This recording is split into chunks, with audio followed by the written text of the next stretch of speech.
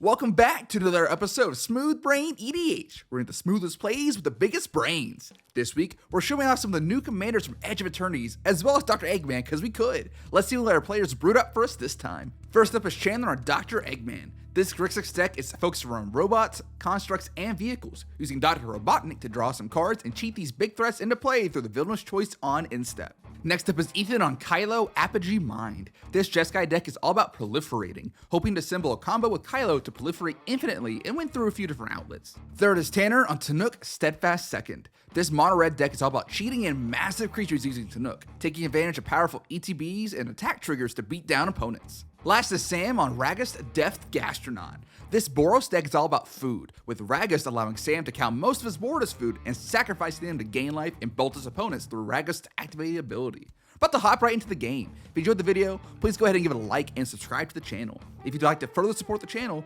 please consider becoming a YouTube member. We have links to our social media pages, our free public Discord server, and the deck list in the description. We're partnered with Dragon Shield. Check out our affiliate link in the description if you look to pick up any sleeves, deck boxes, or playmats, and use code SMOOTH5 at checkout for 5% off your order. Now, on to the gameplay. Alright, looks like Chandler wins the die roll, and it's just land go for everybody. From Chandler, it's Command Tower. From Ethan, it's Mystic Monastery. Tanner plays a Mountain, and Sam will play Cavaron. Alright, back to Chandler's turn. He'll start off with a Gloomlake Verge, and then he'll cast Golbez and pass to Ethan. Ethan plays his Sea of Clouds, and then he'll cast Everflowing Chalice, and he'll kick it once. Then the turn is passed to Tanner.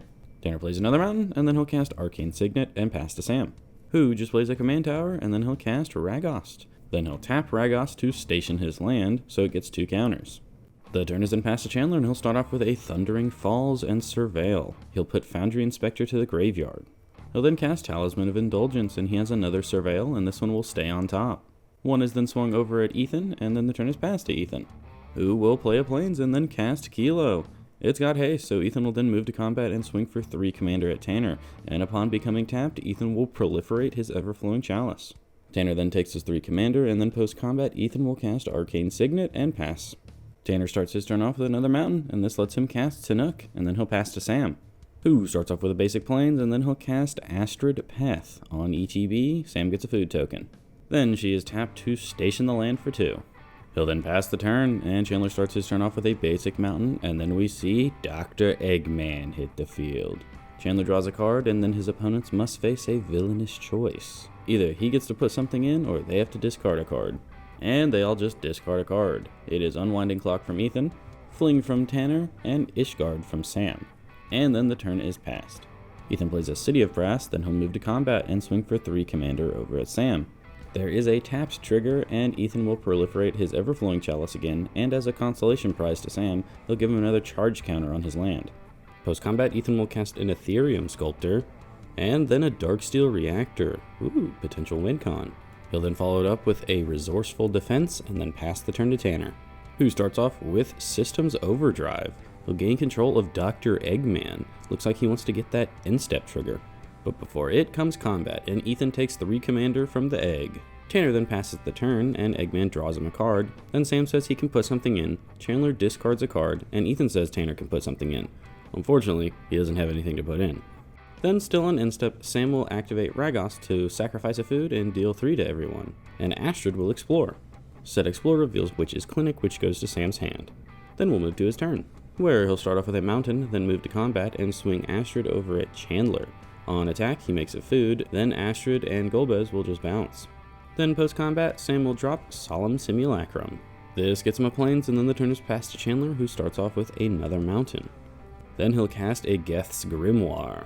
Surveil stays on top, and then he'll move to his Instep where Dr. Eggman will trigger. This villainous choice is a little harder. Chandler starts off by drawing a card, and then his 3 opponents put their brain cells together and decide, you know what, let's not give him any more cards. You can put 3 things in. And it's honestly not a bad choice, because Chandler only has 2 constructs, vehicles, and or robots to put in. It's Chief of the Foundry and Cyberdrive Awakener. The turn is then passed to Ethan.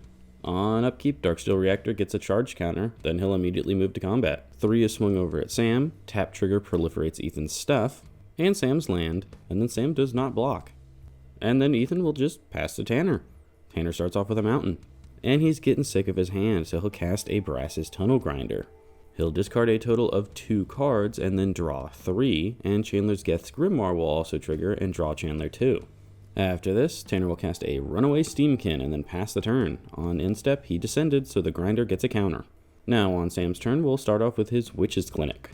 Then he'll cycle a Splendor Mare. He'll draw a card and put a lifelink counter on his commander, and Chandler also draws a card off his Grimoire. Oh god, Ragost with a lifelink counter actually goes kinda hard. Anyways, Sam will then follow this up with a Nuka-Cola machine. And then the turn is passed to Chandler. And he'll cast a Siphon Mind. Oh lord, TLDR, each of his opponents discard a card and he'll draw 6. He'll then cast a Soul Ring, Surveil will put Master Transmuter into the graveyard. Then he'll cast Talisman of Creativity and Surveil puts Arcane Denial into the graveyard. And then he'll Night's Whisper to draw 2 and lose 2. After this, Chandler moves to Egg Step. He has a Golbez and Eggman trigger and he resolves Golbez first to get Foundry Inspector to his hand. Then Villainous Choices, but first he draws a card. Ethan lets Chandler put Reaver Titan in, that's good. Tanner discards a card, and Sam lets Chandler put in Foundry Inspector. Then, after the trigger resolves, Chandler draws a card off Geth's Grimoire. Then he'll discard 3 lands in Mirrodin, Besieged, and Cleanup, and pass the turn to Ethan. The reactor gets a counter, and then he'll move to combat, and Kilo goes over at Sam again. Tap trigger proliferates. All his stuff goes up, and he gives Sam's land another counter too. Sam will then declare blockers with Solemn Simulacrum, then he'll activate Ragost to sacrifice it since it is technically a food right now. So everyone will take 3 damage, Sam will gain 9 life, and he'll draw a card. Oh yeah, and the vending machine makes a tapped treasure token. Oh yeah, and Astrid explores. It reveals Curse of Opulence, and he leaves it there. Now we get to move to Tanner's turn, where he'll play a mountain and then cast Gratuitous Violence. Tanner will then move to combat and swing for a now 6 commander damage at Sam, who just takes it. And then the turn is passed. Sam starts off by casting the Gaffer, Lamau get gaffed. Then he'll curse Tanner, then Sam's station land gets gaffed. Then Ragost is activated. 3 damage is dealt, 9 life is gained. Explore reveals a land and a tapped treasure token is made. After this, Sam moves to combat and hits Ethan for 3. Attack trigger from Astrid will make another food. Then Sam will pass the turn. On end step, his commander untaps, and he'll draw a card off the Gaffer. On Chandler's turn, he'll start off with an island. Then he'll cast a Steel Overseer. Surveil stays on top, and then he'll crew his Reaver Titan. It goes over at Sam, along with Cyberdrive Awakener, and then Foundry Overseer goes over at Tanner. Attack triggers will deal 5 to all of Chandler's opponents, and he and Sam get a gold token. Then on to damage, Sam will take another 16 and Tanner 2. Chandler then attempts to pass the turn, but Sam will stop in second main to activate his commander. All the usual triggers happen, and the Explorer's Chaos Warp, which stays on top. Since Sam stopped in Chandler's second main, he decides, you know what, I am going to cast something. Here's the Veil Yard. And now with this on the field again, Chandler tries to pass again. Ethan will stop on second main once again to dispatch Dr. Eggman. The Egghead, however, has an offer Ethan cannot refuse, so then Chandler will try to go to his end step again. But this time Sam stops him a second time. He'll sacrifice his gold for a white, which does trigger his Astrid. Chaos Warp remains on top, and then with that white, he'll path to exile Eggman. And it looks like with that, Eggman is finally gone. No Robotnik land today. Chandler finds a basic island off this, and then passes the turn to Ethan, who gets a counter on his Darksteel Reactor on upkeep. And once again, since he was stopped in second main, he's still in second main, so he'll cast an Imposter Mech, and he makes it Tannuk. Finally, Chandler is able to pass the turn. On his end step, Golbez will trigger, and he's able to return Master Transmuter to his hand, and each of his opponents will lose 1 life. Sam's commander also untapped, and he draws a card off the Gaffer. Ethan's turn now, he'll cast Pentad Prism, 2 charges. Then he attacks Sam. Tap trigger. He literally proliferates everything with a counter except for Runaway Steamkin, and Sam takes the 3. And Ethan is unfortunately not drawing well, so he'll just attempt to pass the turn, but Sam stops in second main. I guess that's his thing this game.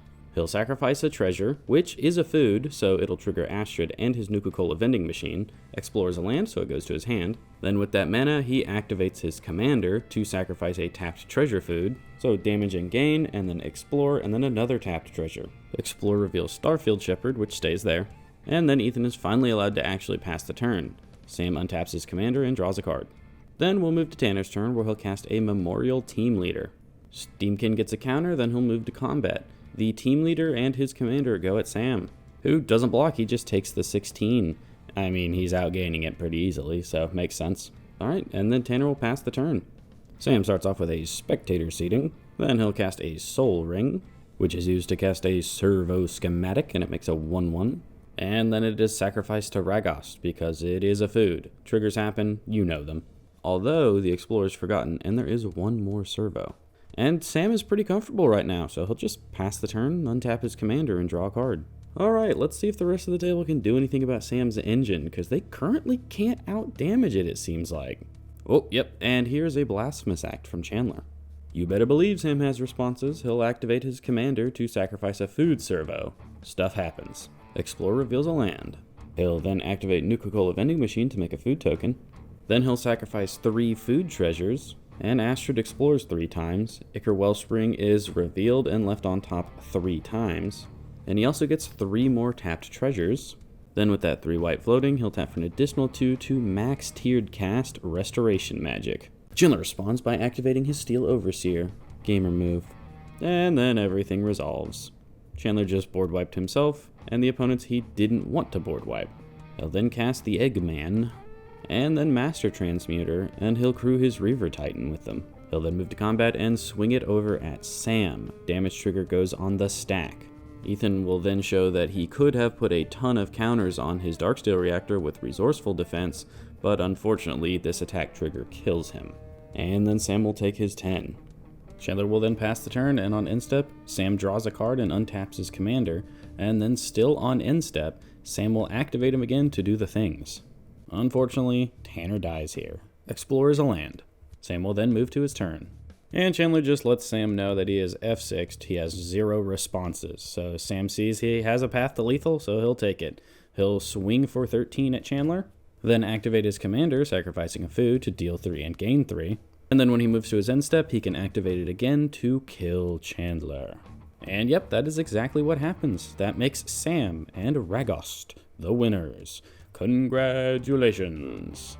Alright everybody, welcome to the end of the video. I hope you enjoyed Edge of Eternities, plus Eggman. Not gonna lie, Eggman kind of performed. I might make that deck. And yeah, Chandler's kind of a stupid idiot for going for that Blasphemous Act. I see why he did it, but he should have at least swung first. But anyways, yes, Super Lobster Shrimpman really did excellent as well. I didn't realize how good getting a lifelink counter on him was. And there at the end, Sam told us about a really cool interaction that he heard about from Commander Mechanic that puts a lifelink counter onto Descent into Avernus using Nesting Grounds. And Sam had the Descent into hand, he was just hoping to find the Nesting Grounds. Anyways, let us know what you all thought down in the comments below. If you enjoyed, be sure to leave a like and subscribe if you haven't already, and check out all our wacky links in the description. That's enough out of me for today though, so I hope you all have a smooth day.